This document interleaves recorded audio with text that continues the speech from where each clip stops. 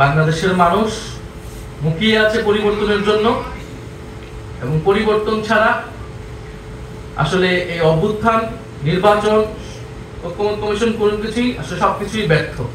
যদি সে রিয়েল চেঞ্জটা দেখতে না পায় এবং এই পরিবর্তনের, এই অভ্যুত্থানের সুফলের ভাগিদার যাতে প্রত্যেকটা ব্যক্তি যদি না হয়, সুফলের ভাগিদার যদি কিছু রাজনৈতিক দল হয়, কিছু বিশেষ ব্যক্তি হয়, মুষ্টিমেয় কিছু মানুষ হয়, তাহলে কিন্তু এটা আসলে কোনো পরিবর্তন হলো না এবং জনগণ আবারও রাস্তায় নামবে, তরুণেরা আবারও রাস্তায় নামবে। এখন অনেক রাজনৈতিক দল, নির্বাচন আসতেছে, অনেক ধরনের ইশতেহার, এত কোটি চাকরি হয়ে যাবে, এত কোটি চাকরি দিবে, তরুণরা কেউ আর বেকার থাকবে না।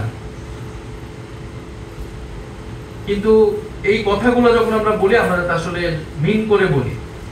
আমরা কোন প্রক্রিয়ায় এই কর্মসংস্থান তৈরি করব, কোন প্রক্রিয়ায় তরুণদেরকে আমরা ক্ষমতায়িত করব, এটার কিন্তু কোনো প্রস্তাবনা কেউই হাজির করতে পারছে না। জাতীয় নাগরিক পার্টির পক্ষ থেকে আমরা আমাদের 24 দফায় শিক্ষা ইশতেহার দিয়েছি, অর্থনৈতিক ইশতেহার দিয়েছি, আমরা সেখানে কিছুটা বলার চেষ্টা করেছি। আমরা আমাদের নির্বাচনী ইশতেহারও সেটি বলার চেষ্টা করব। তরুণদের এই কর্মসংস্থানের জন্য আমরা কেবল বিনিয়োগ তো অবশ্যই লাগবে, উদ্যোক্তা, চাকরি সবকিছুই লাগবে, কিন্তু যদি গোড়াতে আমরা সংকট, মৌলিকভাবে আমরা সংকট নিরসন করতে চাই, তাহলে আমাদেরকে হাত দিতে হবে শিক্ষা ব্যবস্থা।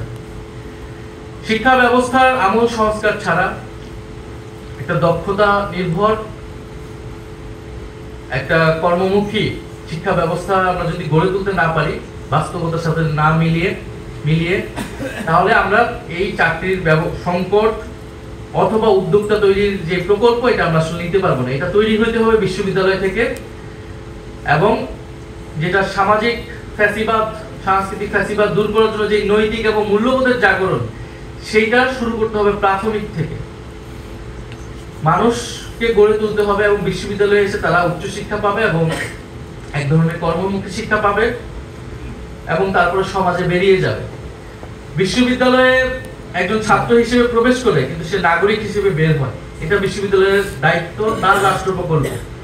সে রাষ্ট্রের জন্য নাগরিক গড়ে তোলে, সেখানে সে যে সে ট্রেনিংটা পায়, সে যে মূল্যবোধটা শিখে এবং সে যে কাজ করার সক্ষমতা শিখে, সেটাই সে সারা জীবন ধরে প্র্যাকটিস করে এবং সমাজে সেটার প্রভাব সব জায়গায় থাকে। ফলে বিশ্ববিদ্যালয়ের জন্য আমাদের জন্য খুবই গুরুত্বপূর্ণ।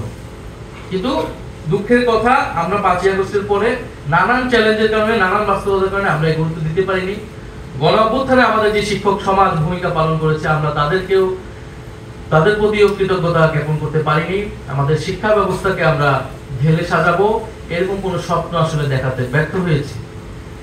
কিন্তু সরকার ব্যর্থ হলেও আমরা যারা অভ্যুত্থানে অংশ নিয়েছিলাম, আমরা সামনে এগিয়ে নিয়ে যেতে চাই। আমাদের সক্ষমতা থেকে আমরা সেই জায়গাটায় কাজ করতে চাই।